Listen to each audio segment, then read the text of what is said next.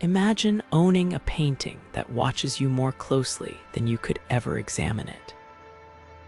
In the dusty, shadow-filled backroom of a long-forgotten castle vault, Dr. Edward Mallory, a seasoned art historian specializing in Renaissance art, uncovered a gem, a mysterious portrait of an old woman, painted with such depth and realism that her eyes seemed to penetrate through the darkness, following his every move.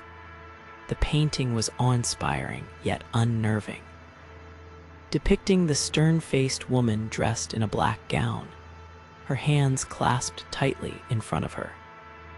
Her eyes, a stormy gray, had a lifelike quality that made Edward feel as though he was being watched. He arranged the painting in his study, the dimly lit room furnished with antique books and artifacts, where the eyes of the painted lady could observe his every research hour.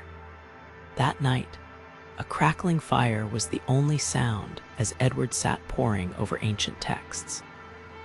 The tick of the clock neared midnight when he lifted his gaze, a chill running down his spine. The eyes of the woman in the painting seemed closer than before, her gaze more intense, almost accusing shaken, but attributing it to the tricks of the mind brought on by fatigue. Edward decided to retire for the night. However, sleep eluded him. At one point, he jolted awake, his room cloaked in the thick silence of the night. He turned his head towards the painting. The eyes were certainly closer, and chillingly, her lips had parted slightly, as if she were about to speak heart-pounding. Edward scrambled to his library, where he unearthed a dusty, aged journal belonging to the castle's last known inhabitant, a count who was rumored to have dabbled in the occult. The journal contained frantic entries detailing the eerie nature of the painting. One entry struck Edward cold. "Beware the painted lady, for her canvas is a cursed window, and she feeds on the life force of those who dare to gaze upon her." Racing thoughts and mounting fear kept Edward awake as dawn crept upon the horizon. The sound of his own heartbeats loud in his ears, he watched in terror as the day progressed and the painting seemed to evolve.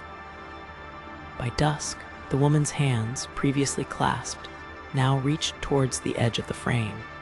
Her fingers tipped with darkness. Edward felt a drain on his energy, each hour leaving him more fatigued than the last, as if the very life was being siphoned from his body. In desperation, he contacted an old friend, Lydia, who studied paranormal artifacts. Over the phone, her words were a cold comfort. "You must cover the painting, Edward.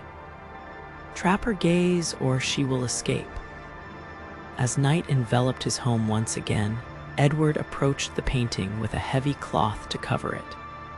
His hands trembled, his breath shallow. Just as he was about to shield the cursed image from view, the woman's hand thrust forward from the canvas. Her fingers, cold as the grave, brushed against his skin, leaving a trail of icy horror. Edward stumbled back, gasping, the fabric falling from his limp hands. His strength waned rapidly, his vision blurring as he fell to the floor, the woman's whisper filling the room, "Your life is mine." He lay there, weakened and unable to rise. The painted lady's full form began to materialize beyond the confines of her frame, a spectral figure looming over him, her eyes hungry and a live dot in his last moments of consciousness. Edward realized he was trapped in his own home, a prisoner in a waking nightmare orchestrated by a painted specter from centuries past. The room faded to black, with only the ghastly whisper of the cursed painting echoing through the darkening corners of his mind. Forever watched, forever drained. Like and share the video. Subscribe if you dare to watch more scary stories.